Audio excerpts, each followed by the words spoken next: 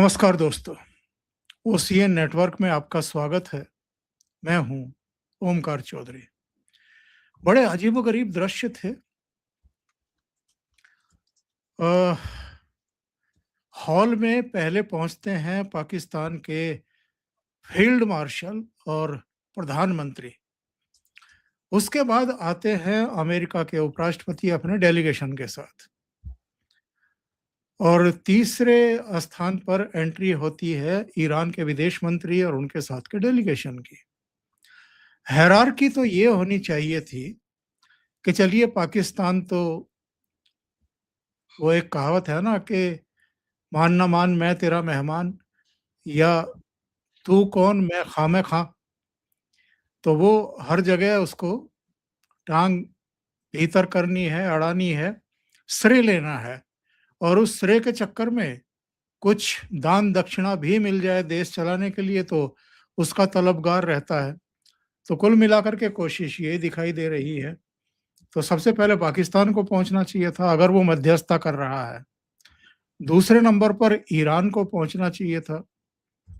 अगर हायरार्की में देखें तो तीसरे नंबर पर अमेरिका के उपराष्ट्रपति को पहुंचना चाहिए था। लेकिन दूसरे और तीसरे नंबर पर जिनको पहुंचना था, तीसरे नंबर का दूसरे नंबर पर आ गया, दूसरे नंबर का उनको दोनों को इंतजार करवा के तीसरे नंबर पर पहुंचा। विजुअल्स देख लेते हैं, उसके बाद आदि अचिंत जी के पास चलेंगे और जरा समझने की कोशिश करेंगे। ये वहां के विजुअल्स हैं।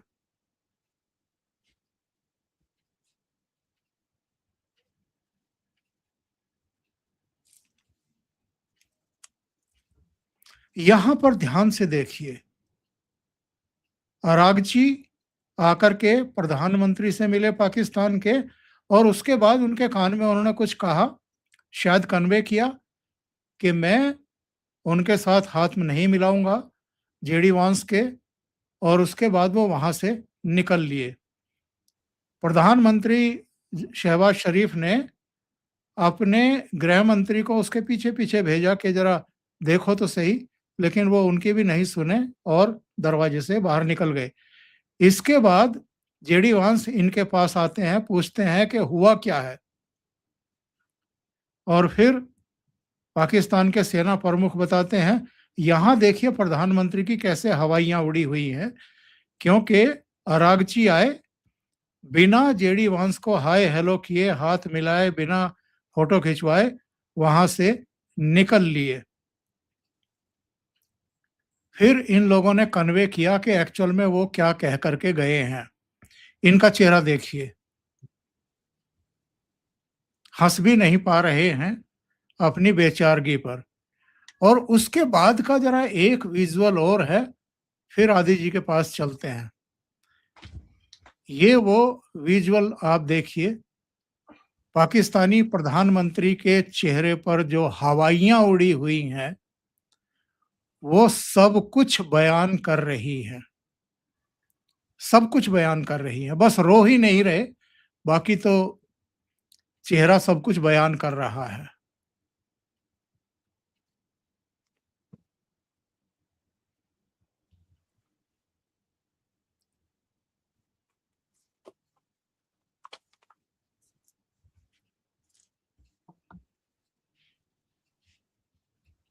आदि जी, बहुत स्वागत है आपका। नमस्कार।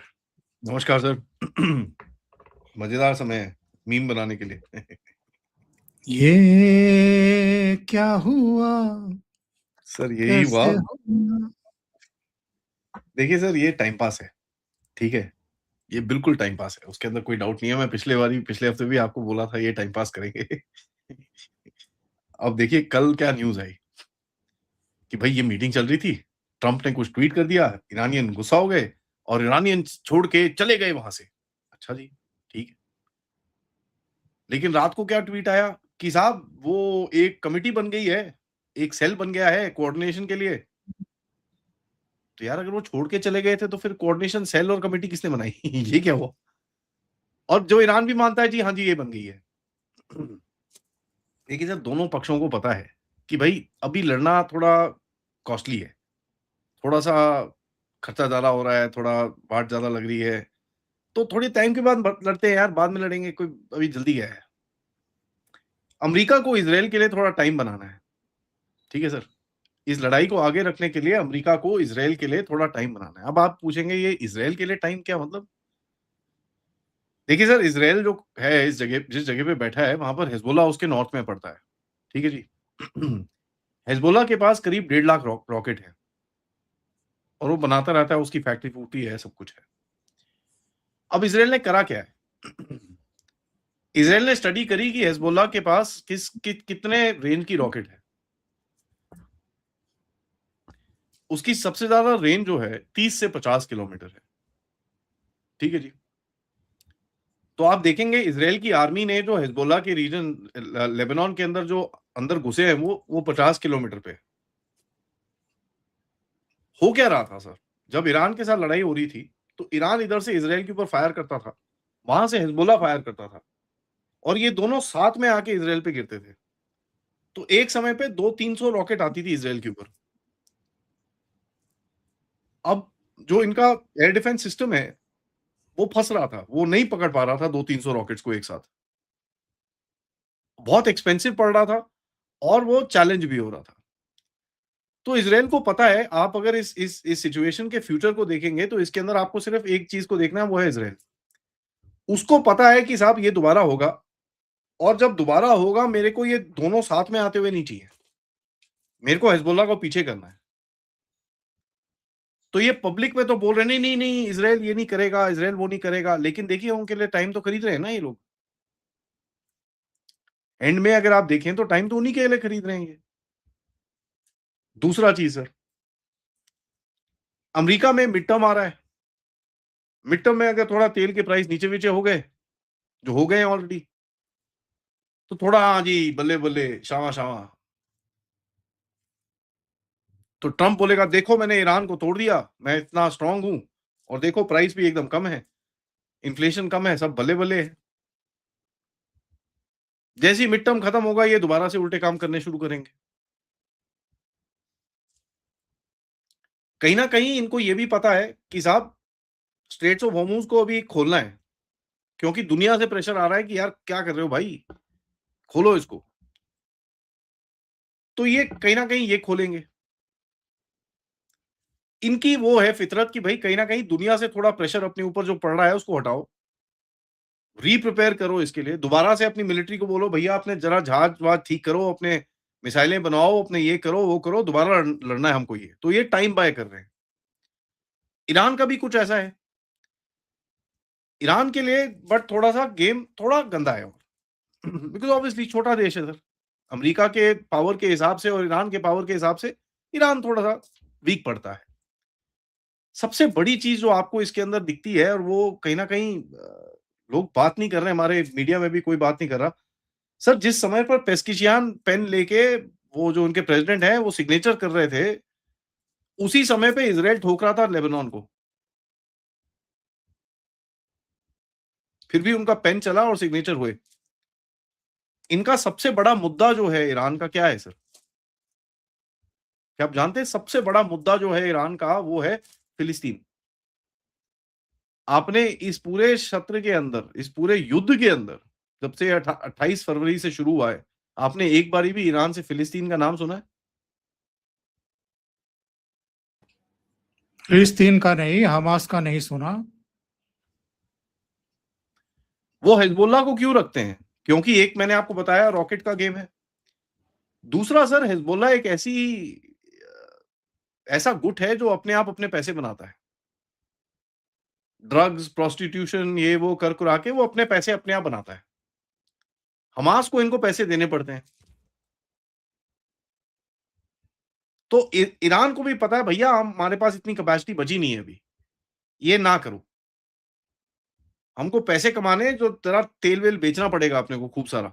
इतना सारा जो इकट्ठा हो रखा है इसको बेचो। तो अभी ठीक है थोड़ा पीछे हटो। तेल जाने दो, तेल बेचने दो, पैसे आने दो थोड़े से, फ़र्क नहीं पड़ता। फिलिस्तीन गया भाड़ में, हिज़बुल्लाह को थोड़ा-सा प्रेशर बना के रखो और कहीं न कहीं एक मीडिया गेम खेलो। उनकी मीडिया गेम क्या है सर? जैसे आपने पूरा दिखाया कि भाई जेडी वांस, अब जेडी वांस को भी मेरे हिसाब से डोनाल्ड ट्रम्प ने यहाँ पर एक ईद के बकरे की तरह भेजा है कि तू जा अपनी गर्दन कटवा वहाँ पर। और ये भी एक फ्यूचर प्रेसिडेंशियल इलेक्शन जो है उसका भी एक भाग है। जहाँ पर आपको दिखेगा मार्को रूबियो जिसने साउथ अमेरिका हैंडल करा, उसने साउथ अमेरिका फटाफट हैंडल कर दिया, और जेडी वांस जिसने ईरान हैंडल करा वो कर नहीं पाया। तो एक वो नैरेटिव भी चलेगा साथ में। अब ट्रम्प बैठा है पीछे अपने फ़ोन के साथ, कभी वो ट्रुथ सोशल में कुछ ठोकता है, कभी इधर कुछ ठोकता है, कभी वो ब्रिटिश प्राइम मिनिस्टर का रेज़िग्नेशन करा देता है, कभी इटालियन प्राइम मिनिस्टर के साथ वो उसके झगड़े होने शुरू हो जाते हैं। तो ये वो उधर पे कर रहा है। तो ये सर क्योंकि गेम। बात एक्चुअल में ये है ना आदि जी कि आप अपने उपराष्ट्रपति को टॉक्स के लिए भेज रहे हैं और पीछे से आप बयान पे बयान ठोक रहे हैं। ऐसा बयान आपने ठोक दिया कि ईरान वाले उखड़ करके चले गए। वरना एक विजुअल और है मेरे पास, ज़रा ये देखिए।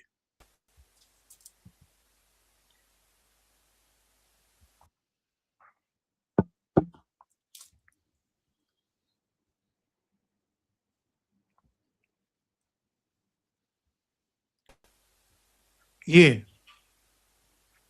यहाँ पे अगर आप देखें तो 4 झंडे लगे हैं। जी। शायद टॉक्स होनी थी और फोटो अपॉर्चुनिटी भी थी, और जब वो चले गए तो इन तीनों के चेहरों पर जरा शिकन देखिए, चिंताएं देखिए, और इनकी बॉडी लैंग्वेज देखिए क्या है। ये पीछे ले जाता हूँ, यहाँ देखिए 4 झंडे लगे हैं। पाकिस्तान का भी है, ईरान का भी है, अमेरिका का भी है। ये चौथा किसका है मुझे पता नहीं। कतर का सर। लेकिन अच्छा, कतर का लगा हुआ है। जी। तो ये सिचुएशन है साहब। देखिए सर इसमें कोई इसका डाउट नहीं है। मतलब ये है कि पता तो उनको भी था कि टॉक्स हो रही हैं, पता उनको भी था कि फोटो भी खींचने हैं, हाथ भी मिलने हैं, सारी चीजें होनी है, लेकिन अचानक वो उखड़ करके चले गए। यही है ना सर। तो अमेरिका भी उल्टे काम कर रहा है, ये जान के कर रहे हैं लोग। अगर हम सोचते हैं कि ये ओ जी गलती होगी इनसे, गलती नहीं हुई है सर, ये जान के कर रहे हैं। इनको पता है कि कहीं न कहीं ईरान को थोड़ा-सा उखाड़ के रखो। उसकी दोस्ती मिडल ईस्ट में किसी के साथ मत होने दो। ये टेंशन को बना के रखो। ये उनके उनके उनके लिए अच्छा बनता है, क्योंकि उससे क्या होता है मिडल ईस्ट में लोग हथियार खरीदेंगे, अमेरिका की सिक्योरिटी माँगेंगे। अभी कतर और यूएई ने तो सर ऑलमोस्ट $35 बिलियन के हथियार का ऑर्डर ऑलरेडी दे दिया है। $35 बिलियन का। तो इनको ये चीज़ पता है कि साहब अगर ये चीज़ चलती रहेगी, यहाँ पर थोड़ा बहुत टेंशन चलता रहेगा, थोड़ा बहुत ये चलता रहेगा। अब सर मेरे को ये बताइए, तुमने एग्रीमेंट करा, इतना सब कुछ करा, मुझे ये बताइए कि इनको ये नहीं पता था कि इज़राइल नहीं रुकने वाला? बच्चे-बच्चे को पता था ये तो कि इज़राइल कभी रुकेगा नहीं, वो तो चांस नहीं है। वो अपना वो मानेगा नहीं कभी भी। तो ये गुड कॉप, बैड कॉप है सर। एक तरफ हाँ, हाँ, हाँ, हाँ और एक तरफ ना, ना, ना, ना। ये जान के कर रहे हैं। और ईरान को भी पता है, अगर ये सोचें कि ईरान को नहीं पता, ईरान को भी पता है क्या हो रहा है। बट ईरान को भी लगता है चल ठीक है यार, थोड़ी जगह मिल जाएगी अपने को। अब ईरान के अंदर 2-3 चीज़ें और हो रही हैं सर। एक जो आईआरजीसी के चीफ थे, अहमद क्या उसका नाम? मैं नाम लास्ट नेम भूल गया उसका, उसको मार दिया इन लोगों ने। तो आईआरजीसी के अंदर भी थोड़ा-सा अभी झमेला होगा, कौन नया आएगा, ये होगा, उसकी पॉलिसी क्या है, क्या नहीं है, ये वो सब भी होगा। और यहाँ पर देखें, ये जो पिछली बारी अगर आप याद करें कि ईरान को भी ये बोल रहे थे कि बार-बार, बार-बार फ़ोन पे बात कर रहे थे जाके, इस बारी किसी ने वो बोला नहीं। अहमद वाहिदी, अब इस बारी किसी ने वो बोला नहीं सर। तो कुछ मुझे दिखता है कि कहीं न कहीं ईरान की जो जो जो जो इनकी वो है, क्या नाम है सिविलियन लीडरशिप है सर, सिविलियन जो उनकी गवर्नमेंट है, वो कहीं न कहीं अपनी जगह बनाती हुई दिख रही है। वो अच्छी चीज़ है। अगर सिविलियन लीडरशिप अपनी जगह बना सके आईआरजीसी और मुल्लों के साइड में, वो कहीं न कहीं एक अच्छी चीज़ है। तो देखते हैं सर क्या हो रहा है यहाँ पर। अभी इमीडिएटली बोलना बड़ा अजीब-सा है। लेकिन दुनिया की नज़र में अगर आप इसको देखें, तो ऐसा ज़रूर दिखता है कि यार ये अमेरिका कर क्या रहा है, समझ नहीं आ रहा कुछ। हार गया अमेरिका। और अमेरिका ये जो एक नैरेटिव है, ये क्यों सहन कर रहा है? क्योंकि उसको पता है ये दोबारा होगा। तो गेम वहीं पर है सर। इसमें सबसे बड़ी चीज़ जो हमको दिखती है कि भई फ़िलिस्तीन और इन चीज़ों के बारे में कोई बात ही नहीं कर रहा है इस टाइम पे। जहाँ पर हमास किसके लिए बनाया गया था? फ़िलिस्तीन के लिए बनाया गया था। हिज़बुल्लाह किसके लिए बनाया गया था? इज़राइल को मारने के लिए बनाया गया था। हूथीज़ को क्यों भैया रेड सी ब्लॉक करने के लिए बनाया गया था। इज़राइली शिपिंग बंद करने के लिए बनाया गया था। अब ये तीनों जो हैं, इनका कोई नामो-निशान नहीं ले रहा ये ईरान। और ऊपर से जो गल्फ कंट्रीज़ हैं, अब देखिए कतर ने देखा इधर-उधर यार ये साले पाकिस्तान कर रहा है, मेरी तो पूरी वैल्यू खत्म हो जाएगी। और कतर की जो जियो पोज़ीशन है वो बड़ी अजीब-सी है सर। वो पर्शियन गल्फ के वो स्ट्रेट ऑफ हॉर्मुज़ के वो अंदर जाके बैठता है वो। तो उसको चाहिए कि भई ईरान के साथ मैं थोड़ी बना के रखूँ, नहीं तो मेरा तो बैंड बजा देंगे यार। ऑलरेडी मेरा जो अब कल रात को कतर के अंदर हमला हुआ है किसी चीज़ का, हमला हुआ है कि कुछ एक्सप्लोजन हुआ है मुझे नहीं पता। बट सर 58 लोगों को बड़ी बुरी इंजरीज़ हुई हैं और 18 लोग मिसिंग हैं। इतना बड़ा हमला एक्सप्लोजन हुआ है उधर पे, उनके गैस इंफ्रास्ट्रक्चर के अंदर। तो कतर को भी ये पता है कि यार अगर हमने ये सब नहीं करा, हमारी वाट लग जाएगी और हमारा वैल्यू खत्म हो जाएगी। तो उसने बड़ा धीरे से वो अंदर घुसा और पाकिस्तान को साइड कर दिया वहाँ पर। अब पाकिस्तानियों को रियलाइज़ हुआ यार ये तो साले फँस गए। अगर आपको याद होगा 19 तारीख जून को ये लोग बोल रहे थे जी हम नहीं जा रहे स्विट्ज़रलैंड, ये कुछ नहीं जा रहे, कुछ नहीं। 20 तारीख को सुबह जहाज में बैठ के शाम को जहाज में बैठ के शहबाज शरीफ स्विट्ज़रलैंड निकल गया। क्यों? भाई सुबह तुम बोल रहे हम नहीं जा रहे और शाम को तुम्हारा प्रधानमंत्री जहाज में बैठ के स्विट्ज़रलैंड चले जाता है, क्योंकि इनको भी ये रियलाइज़ हो गया कि यार ये तो सारा कतर वाले तो पूरा ये बीच में घुस गए हैं। हमारा तो कुछ बचा ही नहीं। तो चलो, चलो जल्दी चलो वहाँ पर, वहाँ जाके खड़े हो जाते हैं हम लोग। तो ये वहाँ खड़े हो गए जी। अब देखिए सर, अमेरिका को एक चीज़ पता है और एक चीज़ हमारी ऑडियंस को भी समझना चाहिए कि पाकिस्तान की जो अमेरिका में एम्बेसी है ना सर, उसका जो फॉरेन ऑफिस है वहाँ पर, फॉरेन अफेयर्स ऑफिस है, उसके अंदर एक ईरान का छोटा-सा ऑफिस बैठता है और ये अभी से नहीं सर 1981 से बैठा है वहाँ पर। पाकिस्तान की एम्बेसी के अंदर। तो ईरान का जो सो कॉल्ड एम्बेसी अमेरिका के अंदर है, वो पाकिस्तान की एम्बेसी के अंदर है। तो कहीं न कहीं उसको यूज़ ये करते हैं। तो ये गेम थोड़ा अभी खुलेगा और ये अभी आप 3-4 दिन रुक जाइए, खुलेगा। क्योंकि अभी डीमाइनिंग होनी है सर उस जगह की। वहाँ से माइन्स 23 माइन्स इन्होंने निकाल दी हैं, 80 माइन्स बोलते हैं और पड़ी हैं उधर पे। ये तो ये जो गेम के अंदर गेम चल रहे हैं, थोड़ा-सा इसके बारे में समझाइए। आप वार्ता के लिए जेडी वांस को भेज रहे हैं, पीछे से आप गोले दाग रहे हैं बयानों के रूप में। मकसद क्या था डोनाल्ड ट्रंप का कि बेइज्जती हो इस आदमी की, वहाँ पर ये फेल हो करके लौटे और वो काम तो कहे अनकहे बिना समझे शायद ईरान के प्रतिनिधिमंडल ने कर दिया। एक तो इनकी बेवकूफ़ी ये थी कि ये उनसे पहले वहाँ पहुँच गए हॉल में। एक हायरार्की होती है, एक प्रोटोकॉल होता है, आपको लास्ट में ही आना चाहिए था, आप पहले जा कर के इंतज़ार कर रहे हैं। तो आपने अपने बोंधूपन का परिचय तो दे दिया कि आपको समझ कितनी है।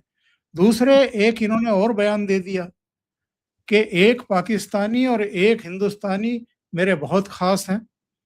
हिंदुस्तानी मेरी पत्नी और पाकिस्तान के जनरल आसिम मुनीर। ये वाहियात बयान नहीं था। आप किसकी तुलना अपनी पत्नी से कर रहे हैं? और देखिए सर ये इसमें मेन सवाल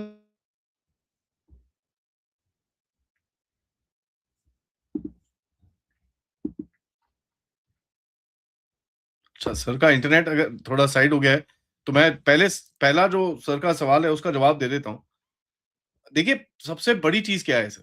सबसे बड़ी चीज़ ये है कि ट्रंप को ये पता है कि साहब जेडी वांस जो है 2028 की रेस के अंदर है, ठीक है? जिस तरह से जेडी वांस की धोती खोली जा रही है, इसका मतलब ये है कि ट्रंप की जो जो बैकर्स हैं, वो जेडी वांस को पसंद नहीं करते हैं। कई लोग कहते हैं उसकी बेटी आने वाली है, कई लोग कहते हैं उसका हाथ मार्को रूबियो के साथ में है। तो ये जेडी वांस का एक टेस्ट हो सकता है, अगर इसमें वो निकल जाए तो बन जाएगा, नहीं निकलेगा तो फंस जाएगा।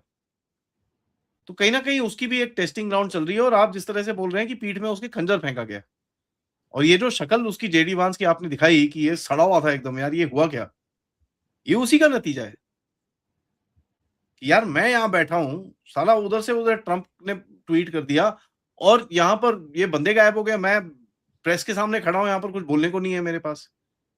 और ऊपर से आपका जो ऑब्जर्वेशन है उसमें आपने जो बताया कि 4 देशों के झंडे हैं, कतर का है, अमेरिका का है, पाकिस्तान का है और ईरान का है। दैट मीन्स ये एक कमरे में बैठ के कुछ डिस्कशन करने वाले थे फेस टू फेस। अब वो भी नहीं हुआ। तो जैसे आप बोल रहे हैं ना, खेल के अंदर खेल क्या है, खेल के अंदर खेल यही है सर, दोनों जगहों को थोड़ा सा समय चाहिए, और वो समय खरीद रहे हैं। अमेरिका को भी समय चाहिए, ईरान को भी समय चाहिए, और दोनों समय खरीद रहे हैं एक दूसरे से, ये खेल खेल के। कभी हाँ जी हम मीटिंग करेंगे, कभी नहीं जी। अब सर पिछले 3 दिन के अंदर आपने ये देखा होगा, स्ट्रेट्स ऑफ हॉर्मुज 3 बारी खुल चुका है और 3 बारी बंद हो चुका है। हम देख रहे हैं, कभी हर बारी कुछ होता है तो ईरान बोलता है स्ट्रेट्स ऑफ हॉर्मुज बंद है, फिर देखते हैं एक आधा घंटा थोड़ा सा डिसरप्शन होता है, उसके बाद फिर शिप चलनी शुरू हो जाती है। तो ये एक मीडिया गेम है, एक कहीं ना कहीं ग्लोबल प्रेशर गेम है। एक ईरान को भी ये पता है कि यार अमेरिका को जो तेल के प्राइस चाहिए वो कम होते हुए चाहिए। तो अगर वो सडनली आके बोलता है भाई स्ट्रेट्स ऑफ हॉर्मुज बंद है, क्या होता है, प्राइस ऊपर बढ़ने शुरू हो जाते हैं। फिर उधर से फोन आया क्या कर रहा है भाई, और नहीं नहीं मेरे को ये चाहिए, तो अच्छा ठीक है तू ये नहीं मैं ये दे दूंगा। तो ये पीछे से जो बातें चल रही हैं अभी इनके बीच में, ये उसका बड़ा क्लियर सिग्नल है। सामने ये लोग नहीं कर पा रहे, पीछे से कर रहे हैं, लेकिन इजराइल के ऊपर इनका दोनों में से किसी का भी कोई वो जॉइंट नहीं है। ना ईरान उसको मानता है, ना ये ईरान को मानते हैं। तो ये फंसा हुआ है यहां पर। और जब एक समझौता होता है सर दो लोगों के बीच में, अगर आपके पास 10 पॉइंट है, मेरे पास 10 पॉइंट है, उस 10 पॉइंट में एक पॉइंट कोई ऐसा होगा जहां आप और मैं बोलोगे हाँ साहब आप जो बोल रहे हो ठीक है, और आदि आप जो बोल रहे हो ये ठीक है। उस चीज के ऊपर फिर आप बढ़ाते हो अपने आप को। यहां पर तो सर किसी चीज में समझौता ही नहीं है इनका। तो ये समझौता क्या हो बे रहा है मेरे को समझ नहीं आ रहा। बेंजामिन नेतान्याहू ने तो बड़ी खरी-खरी सुनाई है अमेरिका को।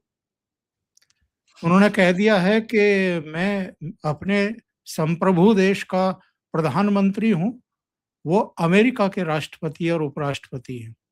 क्योंकि वेंस का एक वीडियो वायरल हुआ है इधर सोशल मीडिया पर, जिसमें वो नेतान्याहू को धमकाने की कोशिश कर रहे हैं कि अमेरिका से पंगा मत लो।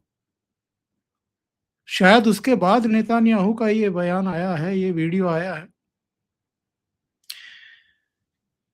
देखिए सर, इसमें कुछ तरह से दोनों के बीच में कुछ ना कुछ गुटपंथी भी है और कुछ ना कुछ डिफरेंसेस भी बाहर निकल रहे हैं। डिफरेंस ऐसा है कि इजराइल को पता है अगर वो जितना टाइम अमेरिका का टट्टू बन के घूमता रहेगा इस जगह के अंदर, कहीं ना कहीं उसकी अपनी पॉलिसी जो अपना उसका जो गेम है वो कभी होगा नहीं। और ये 2 प्रेसिडेंट्स हो गया है, इन्होंने उसी तरह की व्यवहार देखा है। एक समय था जब जो बाइडेन उसके हथियार बंद करने के चक्कर में था इजराइल के। आज ट्रंप कभी भी कभी वॉर शुरू करता है, कभी रोक देता है, तो इजराइल भी देख रहा है यार ये ठीक नहीं है। आप तभी देखेंगे इजराइल के जो रिलेशन भारत के साथ बढ़े हैं, किसके लिए बढ़े हैं सर? इजराइल भारत को बोलता है साहब ऐसा है, मैं तुमको टेक्नोलॉजी दूंगा, तुम जरा मेरे को हथियार मैन्युफैक्चर करके दे दो। बिकॉज मैं वहां घर में कर नहीं सकता, ना मेरे पास बंदे हैं, ना फैक्ट्री है, ना कुछ है। तुम्हारे पास पूरी डिफेंस इंडस्ट्री बनी हुई है, मेरे को हथियार आप मैन्युफैक्चर करके दे दो। तो एक वो भारत के साथ वो अपनी लिंक बना के एक नया रीजनल पॉलिटिक ऑर्डर को वो खड़ा करना चाहता है। दूसरा पक्ष ये कहता है कि साहब ये सब खेल है।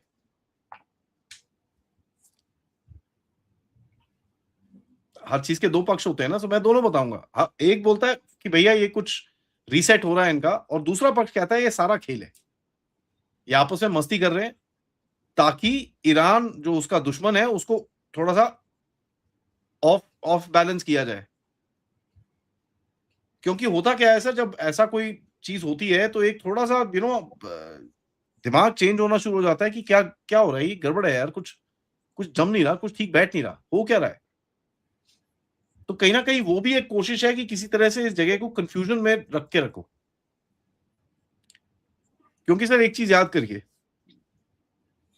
अगर ये पूरी तरह से ठीक हो जाए ना सर, जो तेल के दाम है वो 60 पे आ जाएंगे। बिल्कुल। डॉलर पे अमेरिका की एक भी कंपनी में पैसा नहीं बनता।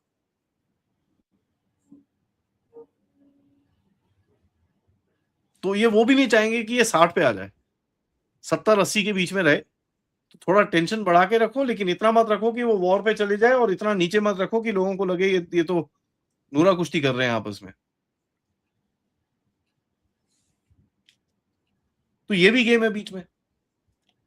देखिए सर, इतने सारे एंगल हैं इस चीज के, तभी कोई क्लैरिटी नहीं आ रही इसमें कि होगा क्या आगे।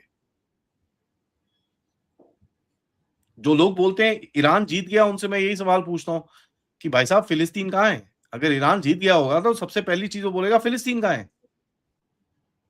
फिर कई लोग बोलते हैं अमेरिका जीत गया। मैं उनसे एक सवाल पूछता हूं, साहब अभी कौन सी जीत हुई है? ईरान की तो रिजीम चेंज आपने बोली, वो हुई नहीं।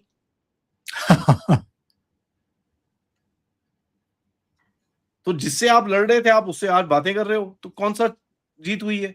सो दोनों की किसी की भी जीत नहीं हुई है अभी तक। अमेरिका का एक अपर हैंड है, कोई डाउट नहीं है उसके अंदर। ईरान थोड़ा सा नीचे है, उसके अंदर भी कोई डाउट नहीं है। बट ये इसका एंड अभी नहीं आया है। आदि जी, बहुत बहुत धन्यवाद आपका जुड़ने के लिए और बहुत महत्वपूर्ण मुद्दों पर गहन जानकारी देने के लिए। मुझे लगता है कि दर्शकों को चर्चा अच्छी लगी होगी, तो लाइक का बटन दबा दें, वीडियो को शेयर कर लें। चैनल अभी तक सब्सक्राइब ना किया हो तो जरूर कर लें। आदि जी का चैनल डेफ टॉक्स बाय आदि है, उनको सहयोग करें और सब्सक्राइब भी करें।